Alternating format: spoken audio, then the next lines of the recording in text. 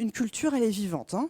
Une culture, elle n'est pas figée et elle n'a pas vocation à être gravée dans le marbre. Hein. Elle évolue. La culture, elle est vivante. Et donc, elle va vivre avec ces gens et elle va changer et elle va se métamorphoser. Et surtout, et encore plus, si vous êtes dans l'innovation. Si vous voulez être c'est ça, dans un mouvement actif, comprendre cette notion que si vous vous entendez dire ça, c'est pas la culture de la maison, attention, signal. C'est pas bon de se dire ça en fait.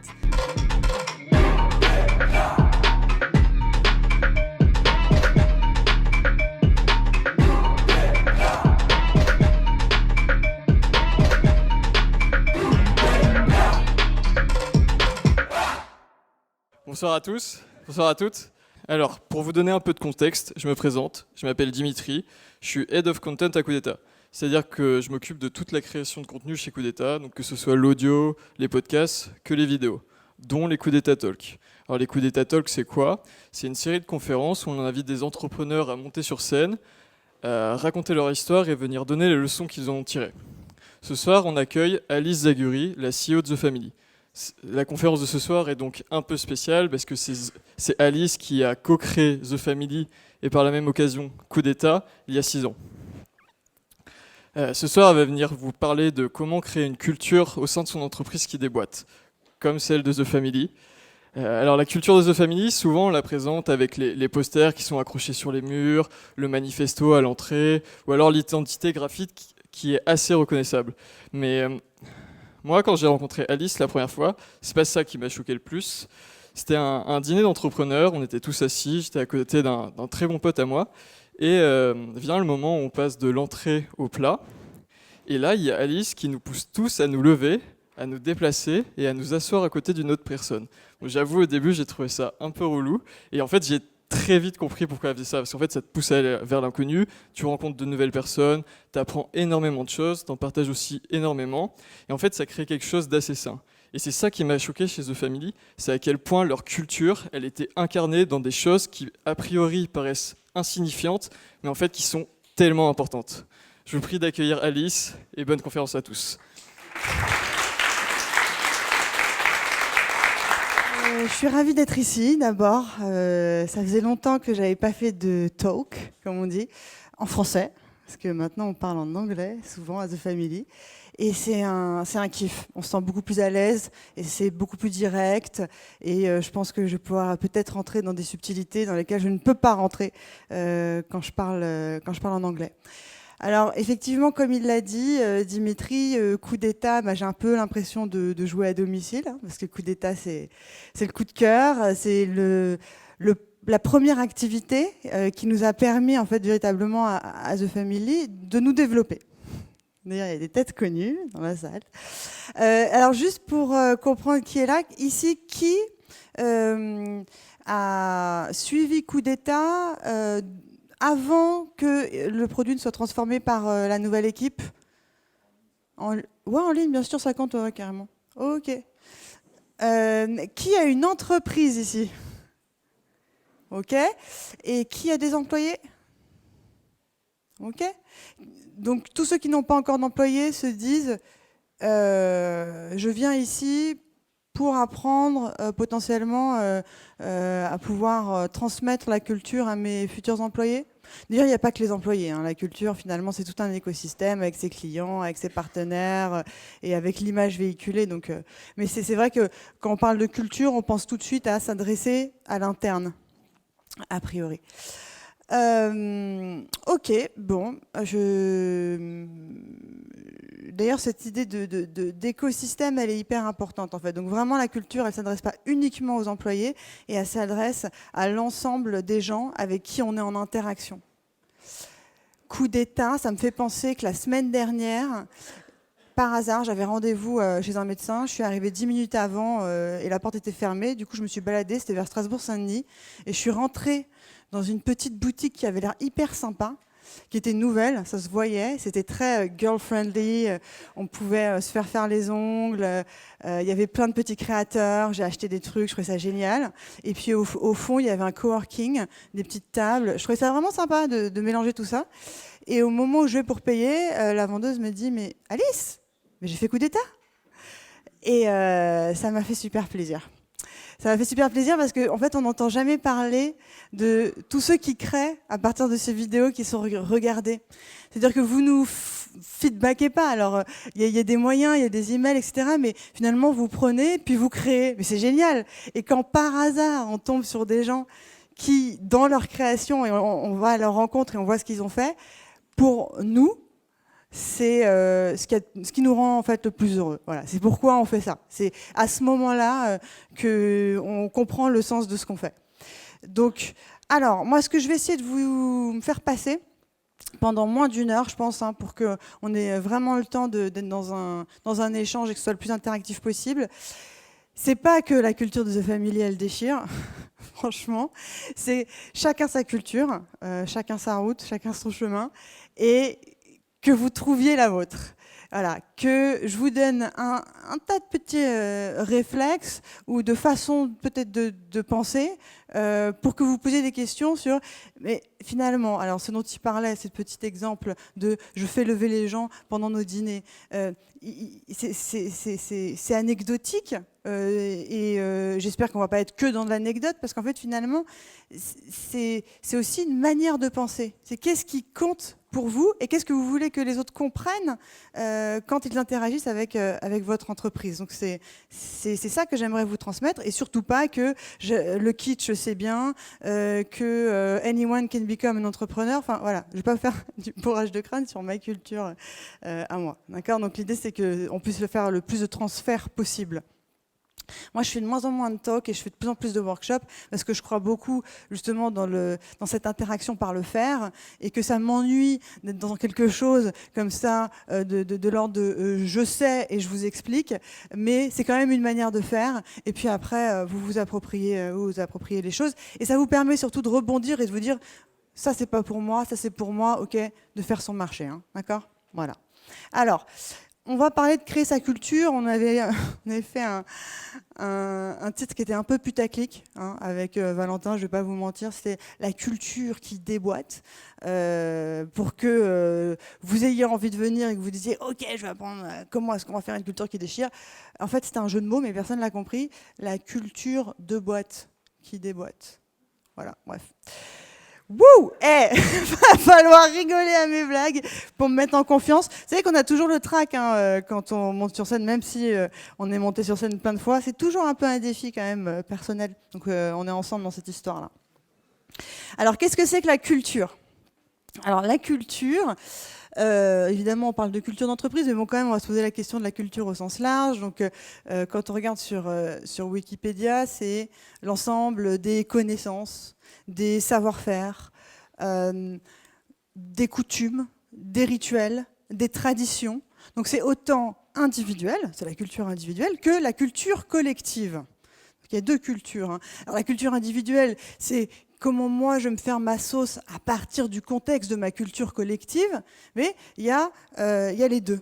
D'accord ? Et ça c'est intéressant aussi parce que vous allez créer une culture de boîte qui va être plus ou moins comment dirais-je, inclusive par rapport aux cultures individuelles.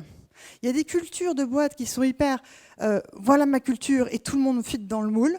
Okay, et puis il y a des cultures qui au contraire vont se nourrir de l'hyper-diversité des profils et qui vont pouvoir inclure les différentes cultures. Après, c'est pas noir ou blanc, on a un curseur et on se situe entre les deux, mais culture individuelle, culture collective. Et ce qui est dangereux d'ailleurs même avec l'idée de culture, c'est que très souvent les gens peuvent dire « Ah mais ça c'est pas la culture ». Et donc tout d'un coup ça devient un argument d'autorité. Et d'ailleurs dans cette même page Wikipédia, je disais qu'il y avait des anthropologues qui expliquaient que finalement culture c'était le nouveau mot pour reprendre le concept de race. C'est-à-dire, tu n'es pas de ma culture, donc on ne peut pas se comprendre. Ils ont été chercher loin, moi j'irai pas jusque-là, de toute façon je ne suis pas anthropologue, mais c'est pour dire, attention, une culture elle est vivante. Hein. Une culture elle n'est pas figée et elle n'a pas vocation à être gravée dans le marbre. Hein. Elle évolue, la culture elle est vivante et donc elle va vivre avec ces gens et elle va changer et elle va se métamorphoser et surtout et encore plus si vous êtes dans l'innovation, si vous voulez être c'est ça, dans un mouvement actif, comprendre cette notion que si vous vous entendez dire ça c'est pas la culture de la maison, attention signal, c'est pas bon de se dire ça en fait. Donc, alors pourquoi on va travailler sa culture si on ne peut pas la défendre? Bon, oui, c'est tout le paradoxe. Mais en tout cas, la culture, elle est individuelle, elle est collective. On a dit les connaissances, les savoir-faire, les rituels. Et finalement, pourquoi elle est là? Elle est là parce qu'elle va permettre à un groupe humain d'aller dans un sens ensemble. C'est ce qui va constituer l'appartenance et le sentiment d'appartenance à un groupe. Et pourquoi? Elle va façonner les comportements. C'est ça qui est intéressant. La culture, c'est ce qui façonne les comportements. C'est-à-dire qu'elle soit implicite ou explicite, et nous, notre job là, c'est de rendre le plus explicite possible la culture qui est la vôtre. Et elle va façonner les comportements, et les gens, souvent, au sein d'un groupe, on est des caméléons. Donc on va faire comme les autres.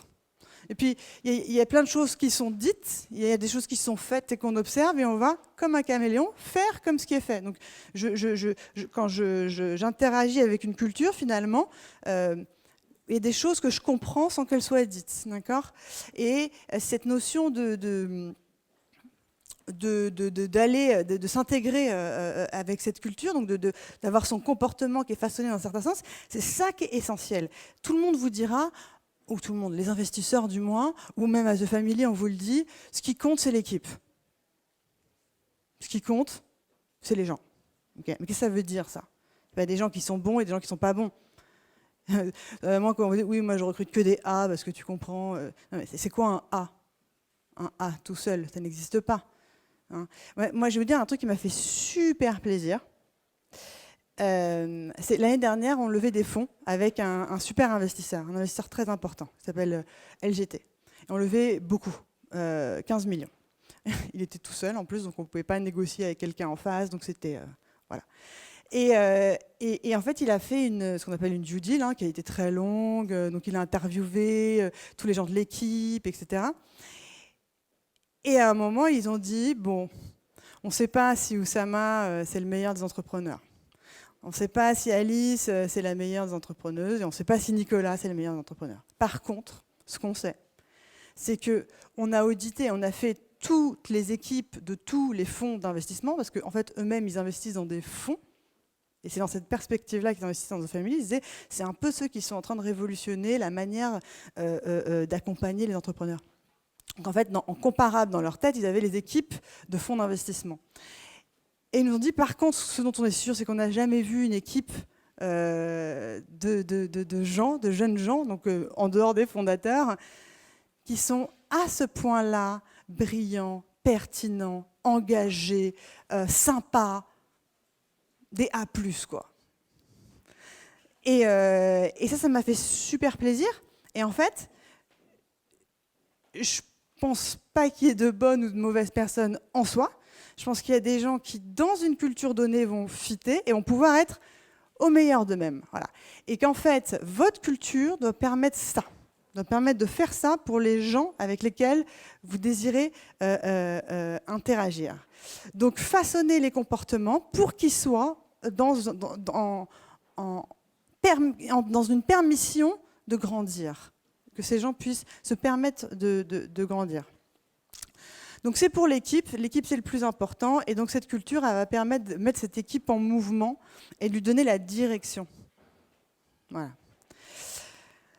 Alors très concrètement, on va parler, donc la culture elle va venir s'incarner dans un certain nombre de choses qui sont les valeurs, les croyances, les rites et l'organisation. D'accord ? Donc ça n'a rien d'ésotérique ou de chamanique, c'est essentiel et hyper important, il faut le définir, quitte à ce que ce soit réinterrogé en permanence et remis en question. D'accord ?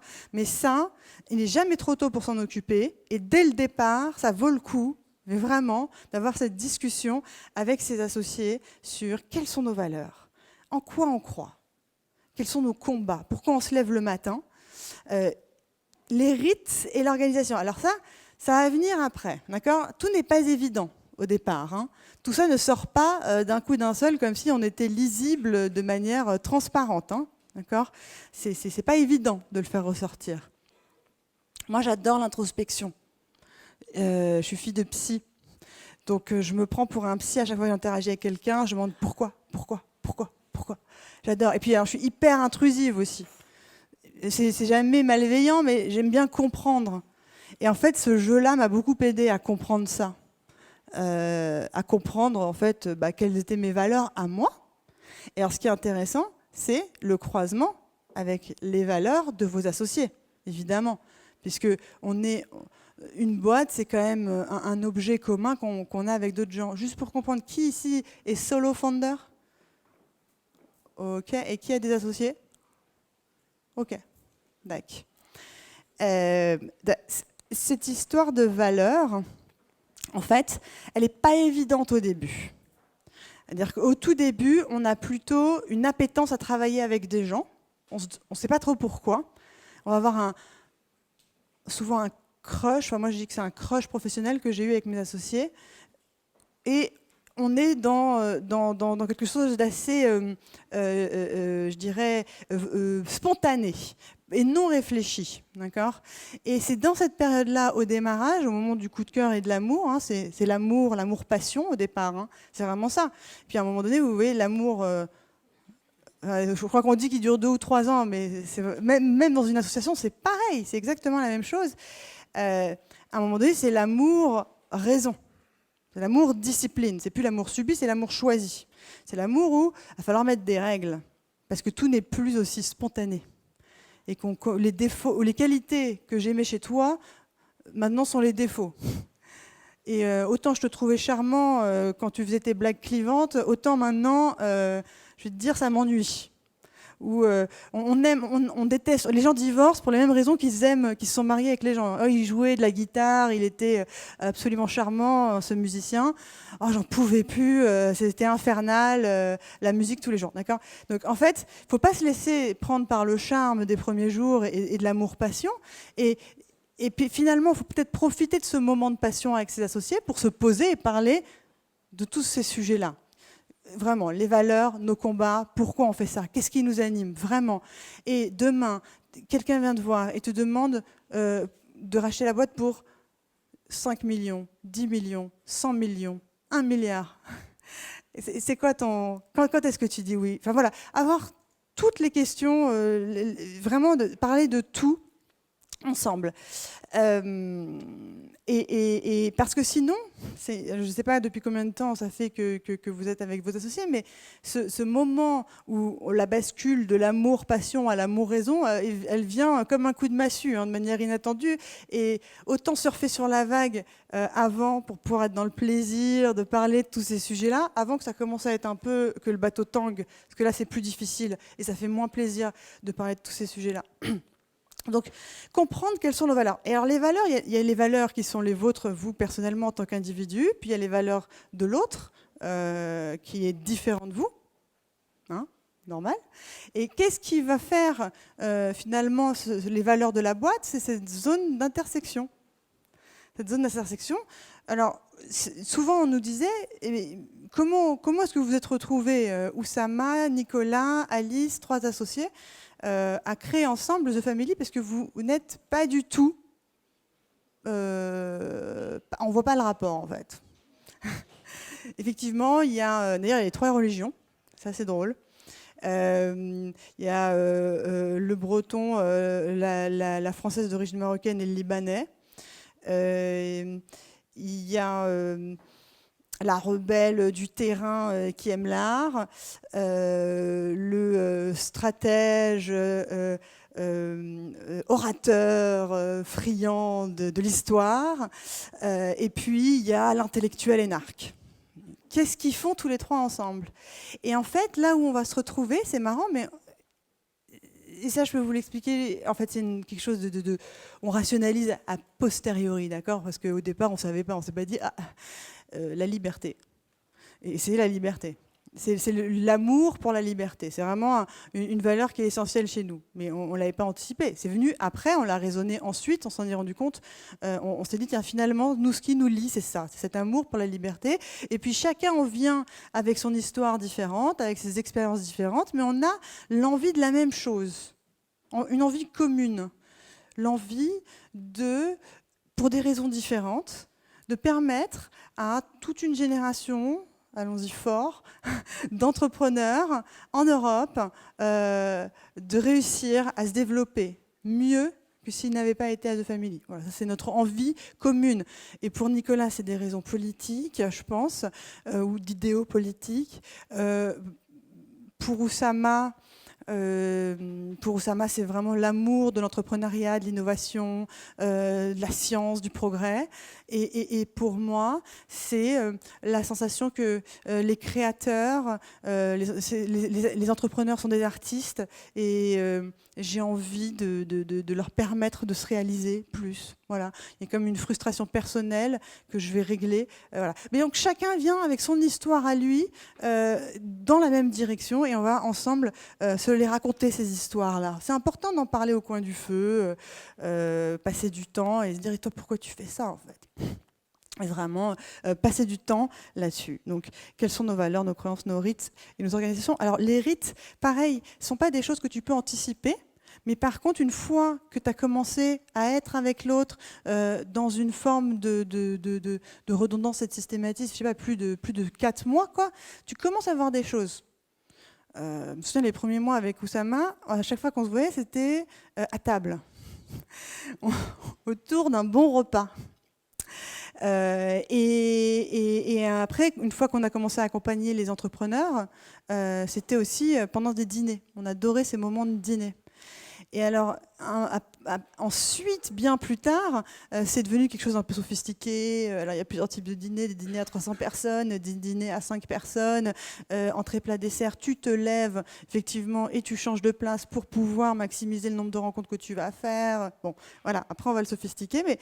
Et surtout, ce qui est marrant, c'est qu'on va le raconter ensuite, pour pouvoir raconter l'histoire de cette culture, de dire la France, elle est différente de la Silicon Valley. D'accord ? En Silicon Valley, ils n'ont pas de culture, la bouffe c'est la même, burger matin, midi, soir. Nous, en France, on va faire des choses différentes, on va valoriser cette culture aussi qui est là. Bon, ça, c'est ce qu'on raconte comme histoire, mais la vérité, c'est que Oussama n'est pas français, enfin, il est libanais, qu'il adore la bouffe, et que moi, j'adore recevoir, et que Nicolas, il adore les dîners en ville.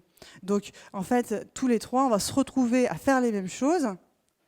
Et du coup, a posteriori, on rationalise et on dit, bon bah un des rituels, ce sera celui-ci. Mais donc, vous voyez bien qu'en fait, faire un peu de philosophie, l'existence précède l'essence. Donc, c'est l'expérience qui nous permet de dire, ah ok, du coup, on est comme ça. Ah, on adore faire des dîners, ah bah ce sera un rite pour nous. Voilà. Donc, tout ceci n'est pas là a priori. Ceci est là parce qu'on le re-regarde, on s'arrête un temps, on dit, ah oui, ça... C'est des choses qui nous intéressent et qu'on va garder, qui seront des rites chez nous. D'accord ? Et c'est à surtout pas minimiser parce qu'en fait, c'est ce qui fait la différence, c'est ce qui fait les petits bonheurs, c'est ce qui fait le plaisir, c'est ce qui fait que les gens s'en souviennent, c'est ce qui fait que les langues se délient, c'est ce qui fait que ça marche. C'est le liant, en fait. Et puis après, l'organisation est plus dans du management, et ça, on va en parler aussi, même si c'est un bien grand mot pour ce que je connais. Pourquoi c'est hyper important en fait cette notion de culture et pourquoi est-ce qu'il faut s'y intéresser dès le départ? Pourquoi? C'est la culture, étymologiquement, ça vient du latin cultura et colere. Et en fait, les deux veulent dire à la fois cultiver la terre, mais aussi habiter et honorer. Honorer, célébrer même. Donc, on parle de la nature, donc de la terre, de faire pousser des fruits et des légumes, et de rendre une terre fertile et de la faire produire, en fait, de lui faire produire plus que s'il n'y avait pas eu d'intervention de culture. Mais aussi, on parle d'une intention, hein, honorer, célébrer, habiter. C'est-à-dire qu'il y a vraiment l'idée du cœur ici. Il y a l'idée d'aimer, en fait. Aimer ce qu'on fait. Aimer, quand je vais célébrer, c'est vraiment, je montre, c'est bravo, quoi. J'aime. Je vais honorer, je vais dire merci. Et il y a cette notion-là. Et en fait, donc je pense que la culture dans une boîte, c'est le même principe, c'est-à-dire que c'est pour faire pousser, c'est pour faire grandir les gens à l'intérieur. Alors on va tous dans la même direction, c'est une culture, ça peut être un style jardin à la française, chacun dans son coin, en silo, l'équipe des devs là-bas, l'équipe du design ici. Ça peut être ça, comme ça peut ne pas du tout être ça, ça peut être une jungle.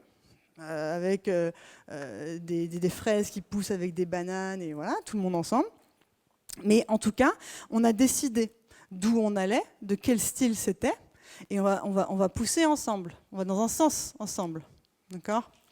Et c'est marrant parce que on y va collectivement, mais finalement, individuellement, chaque pouce y trouve son compte. D'accord ? Tout le monde grandit.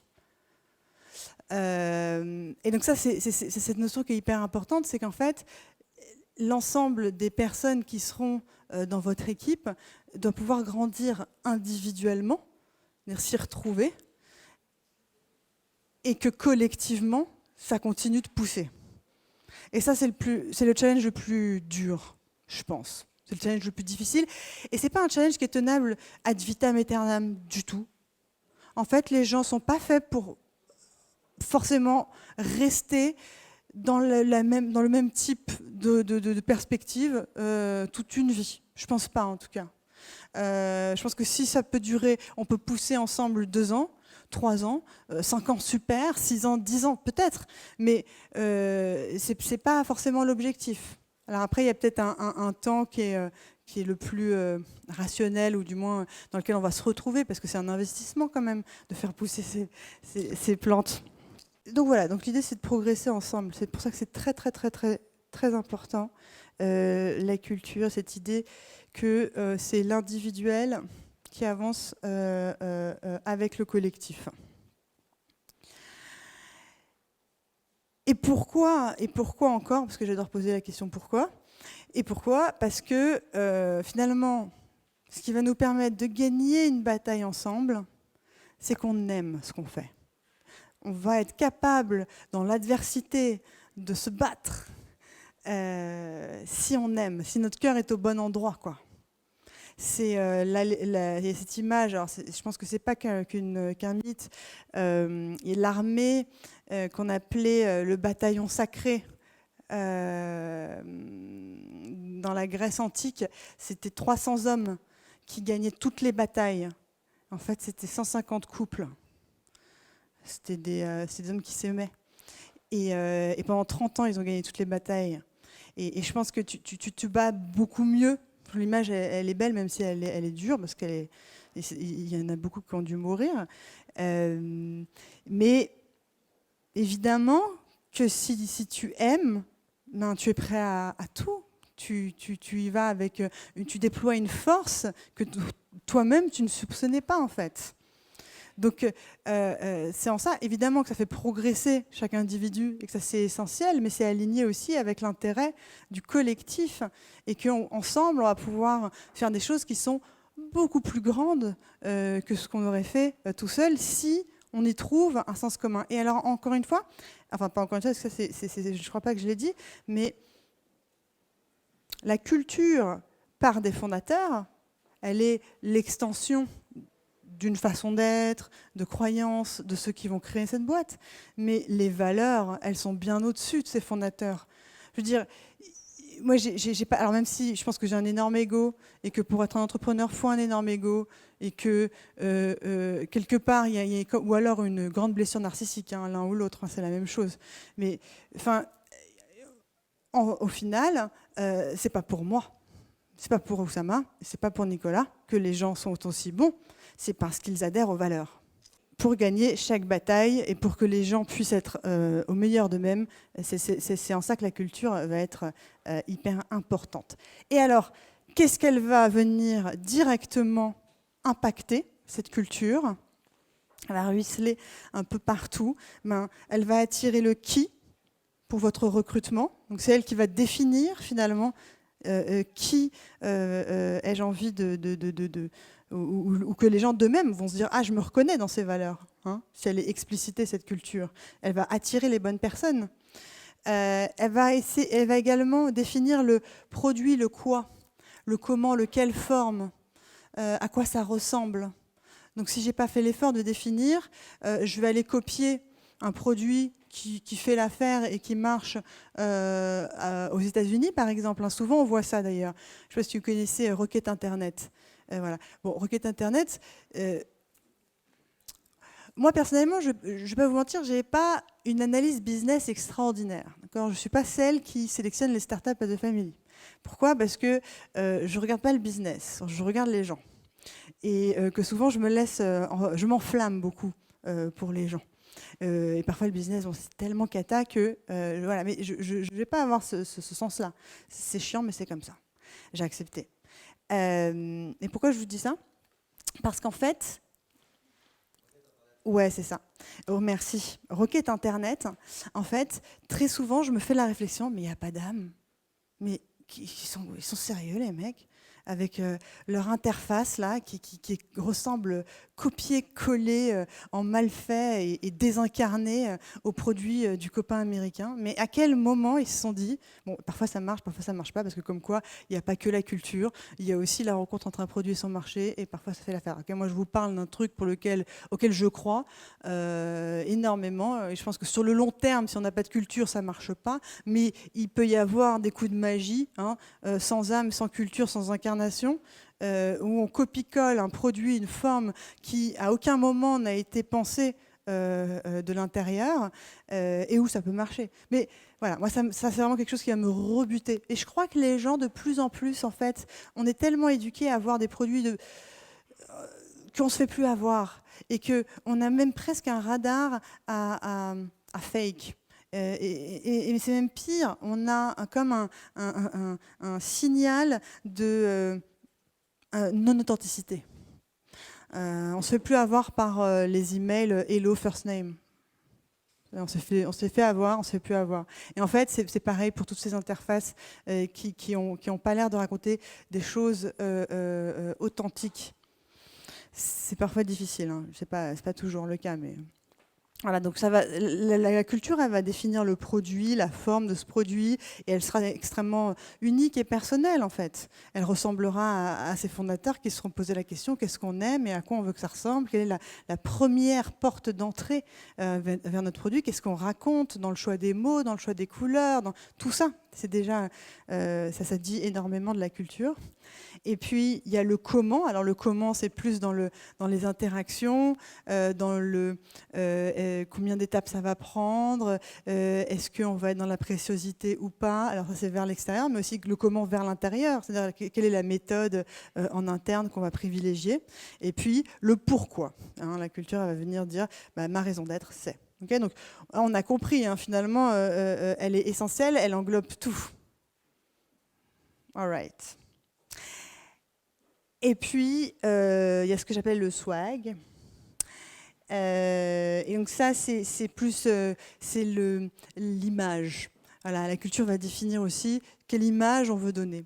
Et c'était très difficile pour moi, en fait, à The Family, de pouvoir expliciter quel était ce swag, c'est-à-dire quelle image, que ce soit pour le site internet, que ce soit pour les slides, que ce soit pour les headers sur les réseaux sociaux, toutes ces choses, que ce soit pour l'Instagram, etc. C'était très difficile, a priori, de pouvoir dire ça, le style The Family, ce sera ça. C'est toujours une recherche, c'est quelque chose qui est en évolution, et parfois je trouvais des choses du style, oui, alors, même si on n'a pas l'air professionnel, mais et que c'est un peu branque-ballant, mais qu'au moins l'intention y est. Il y a une intention qui est juste. ça sera swag. Mais ça ne disait pas grand-chose. Et en fait, pour le swag, c'est Oussama qui m'a donné cette idée. Il m'a dit, tu devrais faire comme Steve Jobs. Steve Jobs. Steve Jobs, il faisait ça avec ses équipes de design. En fait, il leur présentait, il leur disait, allez chercher des inspirations d'images qui vous parlent, et on se voit 1 heure, 1 fois par semaine, et vous me dites si, et je vous dis si c'est Apple, pas Apple, pour que vous captiez le style, en fait. Et c'est bien comme méthode, mais la méthode Steve Jobs, c'est aussi la méthode de ma grand-mère quand même fait la tchatchouka, en fait, ou que j'apprends à faire la tchatchouka. C'est-à-dire que je vais tester, je vais mettre les ingrédients, je vais lui donner. Ah non, tu n'y es pas encore. Voilà, c'est un principe assez simple. Hein. C'est de dire que c'est une fois que je le teste et que je le vois que je suis capable de dire. Mais anticiper et pouvoir te donner l'ensemble des règles qui vont faire que c'est ça le swag, c'est impossible. Donc voilà. Donc ça, c'est une bonne méthode qu'on a prise ici à The Family, qui est viens avec tes images et je te dirai, c'est le style, c'est pas le style. Ça marche bien quand on est dans... Et ça marche aussi pour le copywriting, par exemple. Quand vous faites beaucoup d'écrits, beaucoup d'articles, des newsletters, ça ne sert à rien d'essayer de faire une espèce de guidebook du style. Je n'y crois pas. Je pense que c'est du temps que vous allez passer assis avec la personne, d'abord à faire avec, puis à lui faire faire et à revenir dessus et à lui dire là c'est juste, là c'est pas juste. Mais c'est sur la base de quelque chose. Et de pouvoir décrire a priori quel sera le ton, bon courage. Ok, donc comment faire émerger sa culture? Voilà, donc vous êtes là pour ça. Vous avez bien compris, j'ai choisi mes mots pas au hasard, parce que je parle de faire émerger, c'est-à-dire qu'elle est là en fait. Elle est là en vous, déjà, en fait. Elle existe. L'idée, c'est d'aller la chercher. Donc voilà, vous pouvez voir Oussama, Nicolas, Alice et l'équipe. Et l'équipe qui a beaucoup changé, hein, et qui continue de changer et de se métamorphoser. Et donc finalement, il n'y a pas, je ne pense pas qu'il y ait un style de gens à The Family. Je pense qu'au contraire, et ce qui est compliqué pour moi, c'est de garder une culture un peu cohérente quand on a des gens qui sont autant le polytechnicien hyper câblé que l'artiste. Vous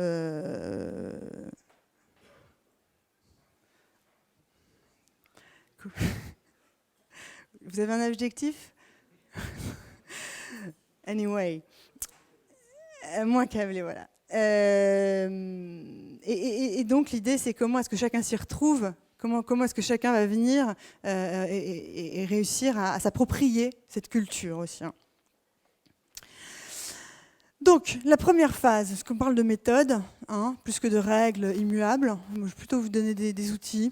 Donc, c'est ce moment que vous passez avec vos associés. Et franchement, ça peut prendre du temps. Mais donnez-vous une deadline. Je dirais, moi j'aime bien faire ces workshops un peu à la campagne, en mode 3 jours, on s'extirpe, on va dans un château, petit Airbnb, on n'est que ensemble, et on se pose ces questions-là, et on y prend du plaisir. On y prend du plaisir. Quelles questions on va se poser? On joue à ce jeu-là, hein, d'accord? C'est un jeu un peu bête et méchant, mais qui êtes-vous en 3 mots? Allez, tu dois me donner 3 mots qui te décrivent. Alors là, on va aller sur le positif, hein, évidemment. Et d'ailleurs, vous pouvez jouer au négatif aussi. Mais pensez à, si mon meilleur ami me parlait de moi, qu'est-ce qu'il dirait? Quel mot il utiliserait? Et on y va. Allez, 3 mots pour se décrire. Qui fait quoi? Très important aussi de savoir répartir les rôles et vraiment qu'on ne se marche pas dessus. Là, je pense, bon, c'est souvent les réflexes qu'on va avoir et c'est des discussions qu'il faut avoir au début, mais en fait, elles sont bonnes de les avoir tout le temps. On peut rediscuter de ça après avoir travaillé avec ses associés et redéfinir. Attends, ton rôle, il va plutôt être là et moi, laisse-moi m'occuper de ça. Moi, de plus en plus à The Family, j'ai géré le management et alors qu'au départ, c'était pas si évident que ça, en fait. Je pensais pas que j'allais autant m'en occuper. Qui fait quoi? C'est important de se le dire. Quelles sont donc vos valeurs? Ça, on en a suffisamment parlé, vous avez compris, mais c'est vos valeurs rattachées à vos combats personnels, à l'histoire, à ce qui vous anime, vous. Et qu'est-ce qui vous pousse à faire cette entreprise? Qu'est-ce qui vous fait marrer aujourd'hui? Ça peut évoluer. Ça peut évoluer, mais aujourd'hui, qu'est-ce qui vraiment vous fait vibrer? Et quel est le problème résolu et pourquoi ce problème vous touche? Pourquoi ce problème vous parle et résonne avec vous? D'accord? Pourquoi ça vient vous réveiller quelque chose? C'est pour ça qu'aucune culture ne peut ressembler, et c'est pour ça que Requête Internet makes no sense pour moi, c'est parce que je ne vois pas comment, même si on s'adresse au même problème, en fait, ça peut venir du même endroit, puisqu'on est des gens différents. Ça raconte une histoire différente, c'est une expérience qui est différente, et donc ça doit s'incarner de manière différente. Et c'est comme ça aussi qu'on va trouver une forme de justesse. C'est en étant absolument qui on est. Et ce qui est marrant, c'est qu'en assumant qui on est, et en n'essayant pas de faire comme les copains qui ont montré, qui ont prouvé déjà qu'ils marchaient, mais en assumant absolument qui on est, sans l'assurance du tout que ça va correspondre aux besoins du marché, hein, mais en assumant qui on est, on va attirer et on va libérer tous les gens qui eux-mêmes sont comme vous, mais n'assumaient pas puisque personne n'osait dans ce secteur-là. Il y a une boîte comme ça que j'adore, à The Family, en termes de culture, ils sont waouh. D'ailleurs, ils se disent eux-mêmes culture designer. C'est Kimono. Je ne sais pas si vous avez déjà. Il est déjà venu peut-être parler à Coup d'État, Olivier. Mais il a un truc. Pas trop que je dise parce qu'après, à prendre la grosse tête. Mais vraiment, il a la capacité d'abord à assumer complètement qui il est. Et à attirer du coup des gens vraiment comme lui, donc je dirais des super bons vendeurs, hyper péchus, assez rayonnants, qui aiment facilement les choses, qui sont très bons publics. La dernière fois, on avait un danseur-rappeur qui est venu ici juste pour faire une petite choré. Donc moi, dans l'équipe de Family, c'est tous des snobs. Ils étaient là, non, je suis pas sûre, à part mes étrangers. Hein. Mes étrangers sont venus, ils ont dansé sans problème. Mais par contre, les Français de Family, genre, il y a du mal à apprendre la chorégraphie. Et l'équipe de Kimono, c'est simple, il y a Olivier qui est passé, il a dit, attends, c'est qui la scène qui est là? Ok, j'arrive. Et là, il y a 20 personnes qui sont descendues et qui connaissaient déjà la Corée. Voilà, pour vous dire le mindset de la boîte, quoi. Et donc, ils sont tous comme ça, quand on les voit, on a l'impression que c'est tous les mêmes. Et à chaque fois qu'il y a des nouveaux kimonos, on dit, on voit des nouvelles personnes, on sait qu'ils sont de kimono, ça se voit, quoi. Ils ont vraiment tous un truc commun. Et c'est marrant parce qu'on ne s'y attendait pas, en fait. On ne s'attendait pas à ce que dans l'industrie de l'impression sur textile, il y ait des gens comme ça. En fait, il n'y en avait pas eu avant, c'est tout. Et il est venu rafraîchir cette industrie avec son style, avec sa façon d'être. Donc voilà, c'est vraiment important d'assumer. Voilà, d'assumer sa différence, d'assumer qui on est et d'assumer de venir avec ce qu'on est qui ne correspond pas à ce qui est déjà, puisque vous n'y étiez pas déjà. Et il y a un exercice que j'aime beaucoup faire qui est le portrait chinois. On se détend, on va prendre un peu de distance, on va faire des analogies. On va imaginer si ma start-up était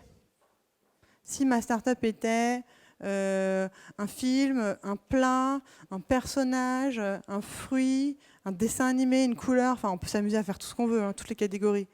C'est là que ça commence à... Comment dire ? À se crisper, parce qu'on ne sait pas trop. Alors souvent les gens me disent, mais attends, c'est moi dont je parle ou c'est ma start-up? Et est-ce qu'il faut que je pense à ce que les gens veulent ou à ce que moi je veux? Alors, c'est la start-up, c'est pas vous, parce que là vraiment on fait un effort d'analogie de la start-up, donc c'est la start-up. Et ne pensez pas à ce que les gens veulent. Imaginez ce que vous voulez. Et ce qui est intéressant avec ça, c'est justement d'aller à fond dans ce que vous voulez, de le proposer, d'être absolument certain que ça marche, hein, et puis de voir si ça rencontre de l'écho, et si ça résonne. Et puis si ça ne résonne pas, on trouvera autre chose. Mais en fait, ça va amener une conversation en proposant cette incarnation-là, en proposant ce style-là, en face, et on verra bien si ça répond ou pas. D'accord ? Voilà, donc portrait chinois. Ça, c'est là que souvent ça révèle beaucoup de choses. Et en fait, c'est aussi là que votre culture personnelle vient s'exprimer. Et c'est là qu'elle va nourrir la culture de l'entreprise, pour le coup. Oussama, il est fan de Marvel. Il adore les super-héros. Et c'est fou à quel point, en fait, ça vient nous influencer, quoi. M'influencer aussi beaucoup. Et même dans le management. Il n'arrête pas de me dire cette image, mais tu sais, il y a plein de héros, ils sont ensemble, et en fait, ils ont tous des super pouvoirs. Et la dernière fois, en stand-up, il a dit, bon, vous voyez les Marvel ? Ok, donc maintenant, vous êtes tous des super-héros, je veux que vous développiez tous vos super pouvoirs, pour dire, c'était une belle image, pour dire que chacun, ça fait partie de la culture de famille.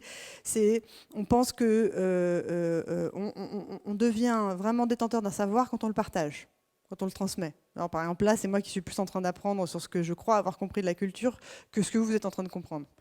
Parce que comme j'ai fait l'effort de préparer ces slides, de venir sur scène et de vous le transmettre, en fait, moi, là, je suis en train d'imprimer, beaucoup. Et même si ça se trouve, après, je pourrais écrire un article, et puis après, ça fera une vidéo. Voilà. C'est du contenu, super. Et donc, Oussama vraiment avait cette idée au travers de ce trait culturel chez nous, donc de passer sur scène et de transmettre, mais vraiment d'aller plus loin et de déployer même carrément son style, son média. Tu aimes les podcasts, fais des interviews podcasts. Tu es plutôt Instagram, crée ton compte Instagram et crée un personnage fictif qui va raconter la vie d'un entrepreneur. Je trouve ça génial. Donc ça pousse un peu au côté créatif. Bon, après, il faut avoir le temps aussi, bien sûr, parce que c'est pas comme si on était extensible, mais c'est bien, en fait, de faire cet effort-là, d'avoir cette part de créativité aussi au quotidien, et en fait de se demander toujours dans tout ce qu'on fait, ça, je trouve que c'est essentiel, en fait, que c'est pas propre à la culture de famille, dans tout ce qu'on fait, dans tout ce que les employés d'une boîte font, il y a forcément quelque chose qui se transmet et qui pourra bénéficier à d'autres. Forcément. Plutôt que de se casser la tête et se dire « mais attends, il faut que j'ai une super idée pour faire un marketing de malade ». Non. En fait, en interne, il y a déjà des choses et des savoirs et des petits secrets que seul toi tu as, que seul vous avez, et qui peuvent se transformer en de la communication pertinente. Et c'est là que ça devient intéressant, la culture, c'est que quand elle est alignée, quand elle est transparente, finalement, si mes valeurs me correspondent à moi et qu'elles sont justes, eh ben, elles vont aussi, j'aurai aucun problème à les transmettre, c'est d'en passer de la communication interne à de la communication externe, en fait. Et c'est marrant parce que bon, là, je suis pas à mon plan, mais je suis mes idées, c'est pas grave. On voyage beaucoup as a family, parce qu'on accompagne des entrepreneurs à Paris, à Londres, à Berlin. Et donc, à un moment donné, on s'est dit, bon, c'est compliqué de pouvoir toujours se catch-up, et c'est important physiquement d'échanger pour parler, parce qu'il y a plus que simplement dans un Slack, dans une messagerie par écrit, où quand même on passe à côté de plein de choses. Et donc on s'est dit, tiens, on va profiter de ces moments de voyage pour pouvoir avoir des moments d'équipe.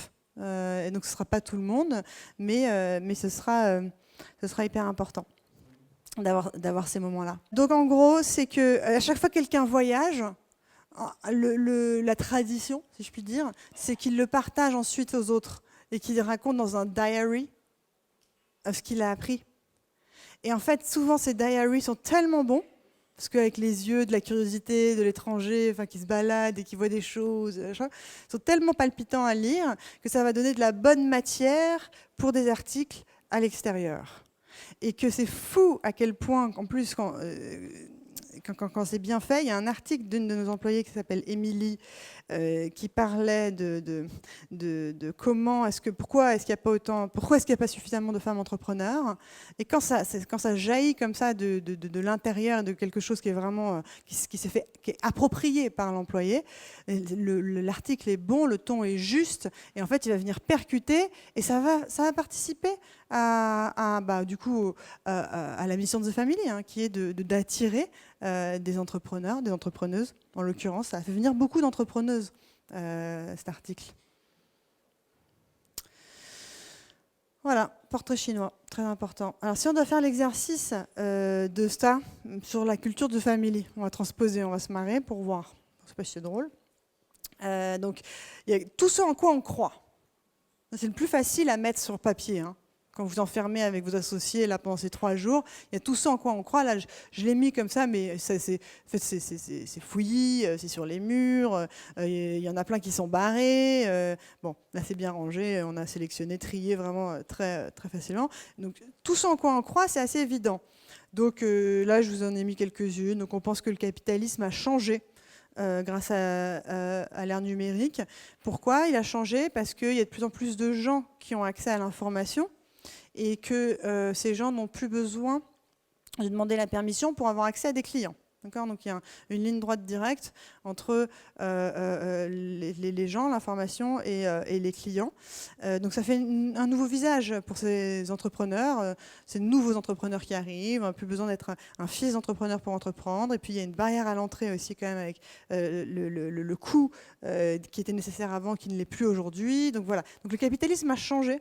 Et ça c'est vraiment pour le coup une découverte que moi j'avais faite, parce que j'avais hérité de l'image du capitalisme un peu à l'ancienne, de celui qui exploite, un business model, qui n'est pas forcément dans une quête, dans une mission qui répond à sa quête à lui, et de réaliser qu'en fait tous ces entrepreneurs étaient dans une mission qui leur était chère et qui se réveillaient le matin pour ça et rien que pour ça, et que c'était leur essentiel, enfin leur raison d'être.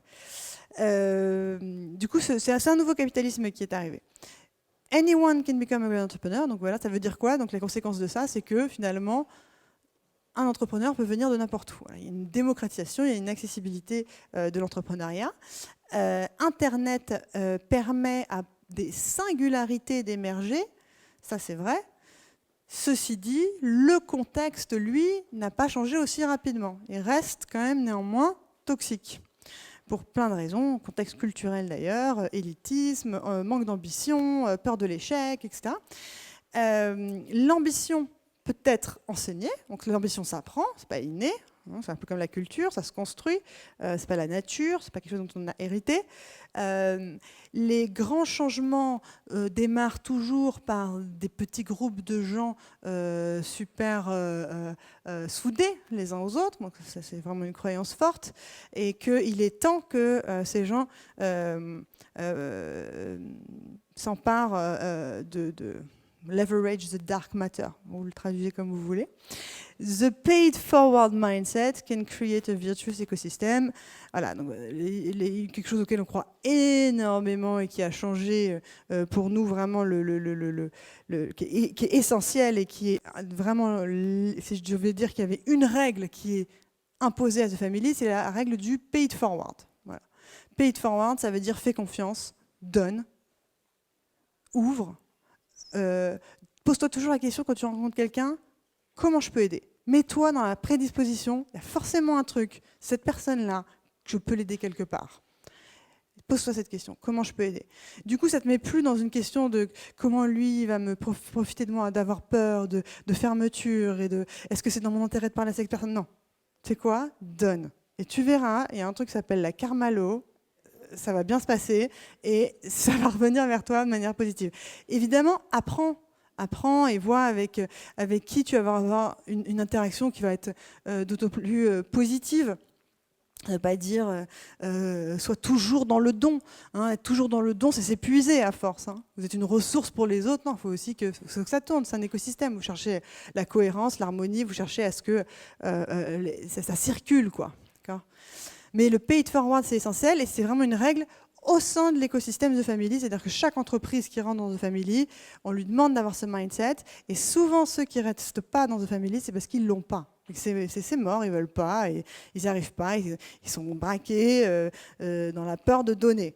On leur fait une intro, ça ne rebondit pas. On leur demande d'aider machin, ça ne rebondit pas. Bon, à un moment donné, on voit bien que ça ne rebondira pas. Et c'est la raison number one pour laquelle on se sépare de certaines de nos entreprises. Bon, il y en a plein d'autres, mais voilà les principaux. Évidemment, l'alignement des intérêts. Ce qui est bon pour ce qui est bon pour les employés, ce qui est bon pour les clients, ce qui est bon pour The Family, enfin tout ça suit la même chose. On aligne nos intérêts sur ceux de nos entrepreneurs, d'accord? Donc ceux qu'on sert, on partage leurs intérêts. Et ça se voit dans le business model, c'est-à-dire qu'on va prendre une part des boîtes, chacune des boîtes qu'on accompagne, on prend 5% de chacune des boîtes qu'on accompagne. Ça veut dire quoi? C'est-à-dire qu'il n'y a pas de système punitif de business model, elles ne doivent pas payer en plus quoi que ce soit. C'est vraiment, on est des associés. Si tu réussis, je réussis. Et puis tu as tous tes droits. Si tu te fais racheter, tant mieux, mais on ne te poussera jamais à te faire racheter. Voilà, comme ça c'est clair. C'est toi qui es aux manettes, c'est toi le boss. Les valeurs de The Family, alors on les a renommées, parce qu'avant c'était pas comme ça qu'on disait. On disait ambition, bienveillance et radicalité. Et maintenant on dit Dare, Care, Share. Et j'aime beaucoup parce que ça rime. Et aussi ce sont des verbes. Ce sont des verbes. C'est-à-dire que c'est un mouvement, c'est dans l'action. Le dare, c'est le fait d'oser. Le fait d'oser, ça part de là. Vraiment, c'est le courage, quoi. C'est ça. Le oser passer à l'action, quoi. Oser faire des choses que les autres n'ont pas faites. Oser assumer qui on est. Voilà, oser faire. Le care, c'est être dans la bienveillance, c'est le pay it forward. C'est vraiment ça, c'est prendre soin d'eux. C'est prends soin des autres, prends soin des startups, des entrepreneurs, regarde autour de toi, prends soin de ce qui se fait, écoute. Enfin, voilà, c'est vraiment la notion d'être là, d'être dans le soin, dans la bienveillance. Et le share, c'est tu montes sur scène et tu partages. Et finalement, dans le share, il y a cette notion de radicalité. C'est-à-dire, vous avez vu dare, care, share. Le dare, c'était l'ambition. Le care, c'est la bienveillance. Et le share, c'est plutôt le partage un peu de la pensée intellectuelle, quand tu écris un article, quand tu passes sur scène, quand tu transmets. Il y a une forme de radicalité là-dedans. Pourquoi ? Parce que je fais écho avec les anciennes valeurs, qui finalement n'ont pas changé. C'est que finalement, quand tu partages, tu assumes absolument une thèse. Tu défends une thèse. Et donc cette thèse, c'est pas thèse, antithèse, synthèse, c'est pas une vision holistique qui va dire « Ah, c'est pour tout le monde d'accord ». Non, moi je défends ça. C'est un mindset entrepreneurial. Je défends cette direction-là. Et par contre, donc tu y vas radicalement, c'est-à-dire que tu choisis. Droite, gauche, tu choisis. Par contre, ce qui est important, c'est de pouvoir s'en mettre en question. Hein. Si tu as tort, n'aie pas honte. Tu switches. Donc ça, c'est-à-dire, plutôt que de dire radicalité, finalement, je dirais plus d'être clivant, non, c'est ça le mot ? Quand tu tranches, quoi, d'aller à fond dans ce que tu défends. Voilà, donc là, il y a des valeurs, c'est les nôtres. Et alors, ce qui est important, et ce que je vois souvent faire dans les entrepreneurs quand on leur fait faire ces exercices-là, c'est qu'ils vont me donner des valeurs qui correspondent à leurs produits. C'est un peu chiant. Oui, parce qu'on est ras des pâquerettes. Ils vont me dire transparence, confiance et rapidité, par exemple. Ce genre de choses. Non. Là, il faut que vous remontiez d'un cran sur quand ils interagissent avec moi, qu'est-ce qui se passe en fait ? Les clients et moi, dans cette relation, qu'est-ce qui se passe ? Et finalement, c'est plus vous qui définissez le rapport au monde que vous voulez établir que eux qui vont le définir. Hein. Par contre, ce qui est intéressant, c'est dans le dialogue, ensuite, de tester si ça marche ou pas. Mais donc, ça part principalement de vous et ça ne parle pas du produit. C'est plus une façon d'être au monde, en fait. Les valeurs. Le Chinese Portrait. Et alors, ce qui est marrant ici, juste dans ce schéma-là que je vous ai présenté, c'est que après, ça se transpose assez facilement par un designer en traduction visuelle.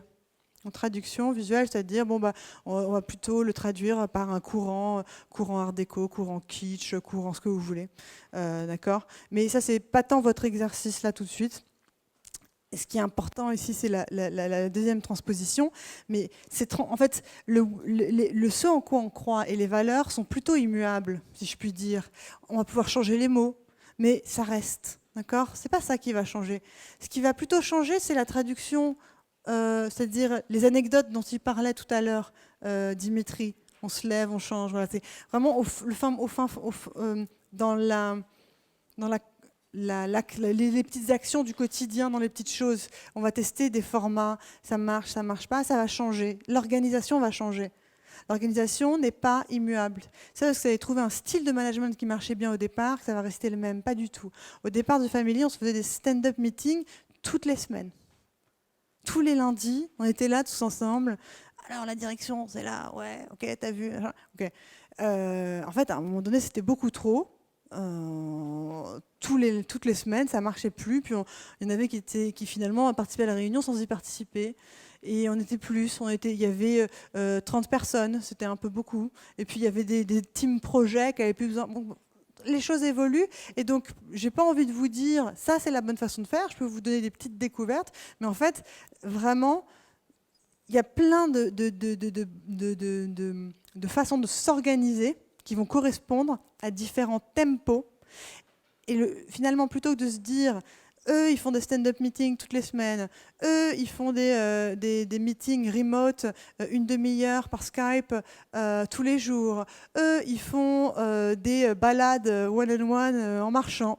Il y a toutes les idées du monde out there, ok. Et ce qui compte, c'est que ça parte de votre produit, et que ça parte de votre produit qui lui-même est l'aboutissement de votre mission, de votre quête, de votre culture. D'accord ?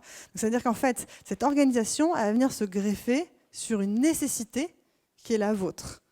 Et donc, les inspirations peuvent être hyper intéressantes, mais à The Family, typiquement, on ne pouvait plus se voir toutes les semaines aussi parce qu'on était tout le temps entre Paris, Londres et Berlin. Parce que on n'était juste pas dans la même ville, quoi. Donc il fallait se brancher ensemble moins souvent physiquement, quoi. Parce que sinon c'était impossible de suivre. Mais donc en termes d'organisation, ce qu'on a gardé, qui marche bien aujourd'hui, mais c'est un contexte assez précis, qui est après 6 ans de boîte, 30 personnes, qui fonctionnent à moitié en remote et à moitié en pas remote. C'est un team meeting mensuel. Tous les mois, on se retrouve ici, on se raconte des histoires pendant 2 heures. Un team meeting qui vient, donc une fois sur 2, il y a les patrons des BFF. Alors, les BFF, c'est Pathfinder, Coup d'État, donc ce sont des business de services des filiales de The Family, donc avec leur équipe indépendante, leur CEO, etc. Et eux, ils sont là et ils nous partagent, et ils nous racontent et on apprend.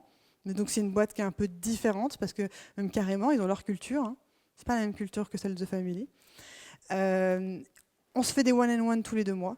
Ça, c'est moi qui m'en occupe. Moi, j'adore. Donc je me prends pour la psy, je pose des questions. Alors ça va, comment ça se passe, pourquoi, machin. J'apprends énormément et en fait c'est un moment où moi je me recharge parce que vraiment là je peux me reposer et écouter les gens. C'est un moment très sympa. Et puis il y a un week-end annuel à la plage. Voilà, ça s'arrête là. Vraiment pour les moments de réunion, quoi. Il y a moins de réunions possibles. Et après il y a qui est beaucoup moins obligatoire, si je puis dire, c'est-à-dire où les gens pick up, mais c'est une bonne façon de capter la culture. Hein. C'est les onboarding week-ends, quand on part avec les startups à la campagne pour commencer à travailler avec elles. C'est les dîners, les fameux dîners dont je vous parlais, qui sont des moments hyper importants pour connecter avec les gens et construire autre chose que juste un rapport de travail, mais d'être dans un échange un peu moins dirigé. Publier, monter sur scène, et quand tu voyages, le diary. Voilà à quoi se résume le management. Donc c'est assez simple, hein. Et en fait, ça c'est ce que je résume comme ça dans une organisation qui va avoir vocation à évoluer, mais le plus dur, il n'est pas là. Le plus intéressant, il n'est pas là-dedans. Le plus dur, pour moi en tout cas, il a été de comprendre que le passage, la transmission de cette culture, elle est dans la répétition permanente. Et que c'est comme l'éducation des enfants. Tu dis pas à un enfant une fois, ne mets pas les deux dans l'entreprise, quoi. Sinon, il va se les mettre les deux dans la prise. Enfin, faut lui dire tout le temps. Faut répéter. Répéter. Et ne pas se lasser de répéter. Et prendre du plaisir à répéter. Et donc, du coup, ça, vous pouvez fantasmer de faire des superbes guidebooks. Et faites-le, hein, parce que ça fait du bien. d'écrire. Quand tu arrives, alors je sais pas, par exemple, les habitudes, il y en a qui aiment bien dire, est-ce qu'il faut faire la bise, pas faire la bise, enfin, vous pouvez tout décrire, tout, style vestimentaire, horaire, s'il y a des horaires de travail, est-ce que c'est important, à un moment donné, de le poser, mais c'est pas ça qui fera que les gens le capteront.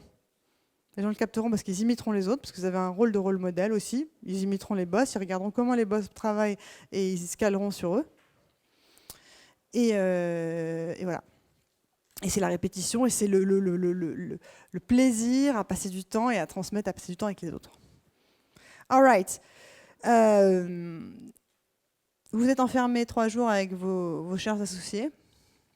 Je compte sur vous pour faire l'exercice d'écrire un manifeste, votre style, votre ton, à partir de ces valeurs, à partir de ces croyances, je crois que,